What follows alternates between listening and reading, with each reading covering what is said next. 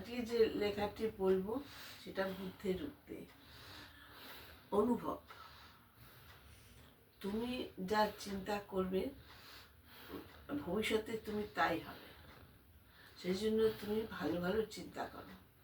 যদি খারাপ চিন্তা মাথায় আসে তাহলে সেগুলো দূরে সরিয়ে দাও। জীবন চালায় আমাদের চিন্তাধারা। একটা ভালো মানুষ তৈরি হয় চিন্তাধারা থেকে।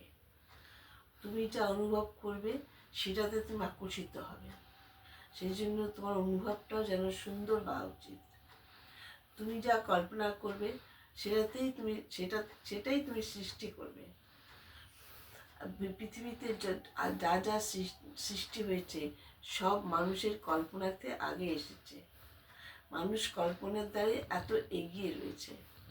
সেই জন্য তোমাকে ভালো ভালো চিন্তা করতে হবে, ভালো অনুভব করতে হবে, আর অভিনব কল্পনা করে বাস্তব রূপ দিতে হবে।